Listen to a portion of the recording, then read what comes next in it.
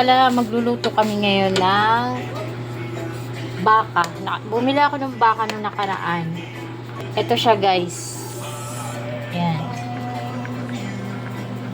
Habang pinapakuluan ko siya guys, habang naantay ko siya lumambot, gagawa muna ako ng ipit. Ikakabit ko muna yung tali ng ipit. Ang kulay naman na gagawin ko is black. Ito siya guys. Yan. Kulay black. At saka pink. Black pink. Ito na yung ginawa ko nung una. Nung tinahi ko.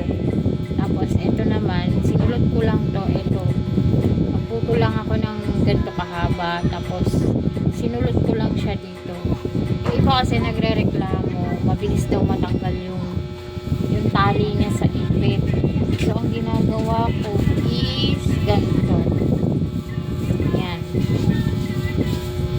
Ganito ginagawa ko. Para hindi siya matanggal. Ito guys. Yan. Parang pinupulupot ko siya sa tali. Ito ang magiging kalalabasan niya. Mas talagyan na lang natin ng balls. Pinaka-the best na kulay ito. Ang ganda niya. Pansinin. First time ko lang din gumawang ganitong kulay. Ayan. Black pink. Hindi ko naisip para ang gawa ko. Kinombination ko lang yung pink tsaka black. Para maganda siya guys. In fairness. Ayan. Pag nagawa siya ganyan. Wala pa kasi balls. Pero pag nagawa na siya, ganda nito.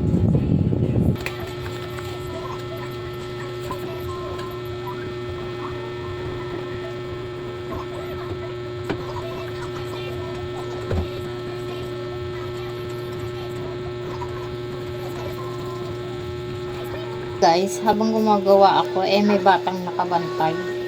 Ito siya, oh. Kaya, habang nandito siya sa tabi ko, hala, sige, gawa tayo ng gawa muna. Ayaw niya umalis sa tabi ko. Dito lang talaga siya. Nasa ng nanay, nandun. Kahit marami tayong ginagawa, sisiksik. Okay lang tumabi sa akin, basta tahimik lang siya at hindi siya manggugulo. Diba? Makakilos ako ng maayos. Ayan. Kontento na siya. Nasa tabi niya ako. Tapos ko lang to. Behave lang siya sa tabi ko. Ayaw niya makipaglaro sa mga ate niya. Alam ko karamihan sa mga nanay. Ganyan din minsan. Pag may ginagawa ka, nasa tabi nila. Buti umalis na. Nainitan siguro sa tabi ko. May isang kulay pa kasi akong tatapusin. Itatry ko naman yung kurumi na kurumi na colors para mas maganda naman. Titignan ko yung combination niya ng black and light purple para titignan ko kung mas mabili siya. Pero sa tingin ko guys, ito mabili. Ngayon ko lang kasi nasubukan.